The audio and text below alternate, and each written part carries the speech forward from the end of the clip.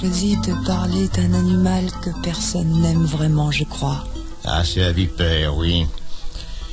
On n'a pas tout à fait tort, parce que, évidemment, la vipère, quand elle mord, c'est plutôt dangereux.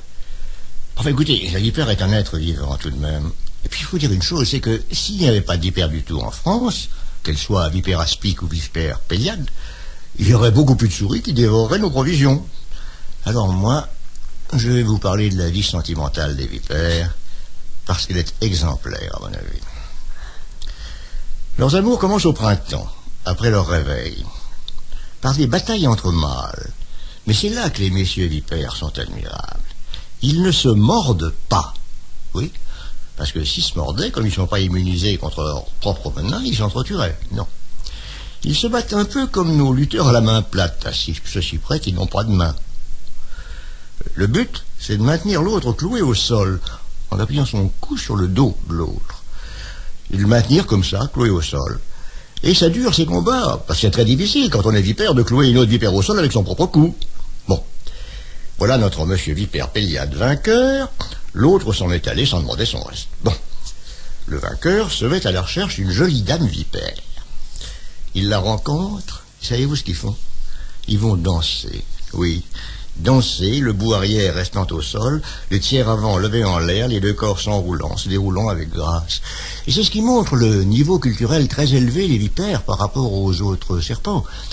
La couleuvre, le monsieur couleuvre, quand il veut faire une gentillesse à sa dame couleuvre, il lui caresse le dos, de la tête à la queue, avec son menton. C'est gentil, mais enfin, c'est quand même. Oh, c'est pas mal. C'est déjà pas mal. Bon, ce gros truffion de python, lui, il a des petites griffes, là où il faut, des vestiges de pattes autrefois existantes. Et avec ces petites griffes, il va faire des papouilles, là où il faut, à la dame python. C'est pas mal non plus. Bon, c'est quand même très grossier. Danser, c'est d'un niveau culturel très supérieur. Puis quand ils ont bien dansé, ils s'accouplent. Et cet accouplement de vipères, nous l'avons tous vu, vous l'avez vu, vous comme tout le monde.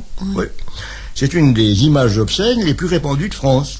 C'est le caducée des médecins, qui mettent sur la vitre de leur voiture, qui représente des serpents enlacés par l'arrière. La légende grecque dit qu'un jour, le dieu Mercure, ayant vu deux serpents qui se battaient, leur a jeté son bâton pour les séparer, mais que les deux vipères ont mordu le bâton. Mais c'est faux. Regardez bien, le premier caducée, vous verrez, ils ne se battent pas, ils s'accouplent. Ils sont liés seulement par leur sexe qui s'entrepénètrent. C'est cela l'acte d'amour chez les vipères. Les deux serpents restent attachés l'un à l'autre, par terre. Leurs deux corps secoués de longs frémissements qui montrent qu'ils y prennent bien du plaisir. Et savez-vous le plus beau? 15 heures, ça dure. 15 heures sans sortir l'un de l'autre, à trembler de plaisir de la tête à la queue. N'est-ce pas admirable? Oh oui. En tout cas, ça explique l'expression que nous avons entendue, arrivant des procès quelque part assez loin d'ici, l'expression vipère lubrique. Mais 15 heures à faire l'amour, c'est enviable.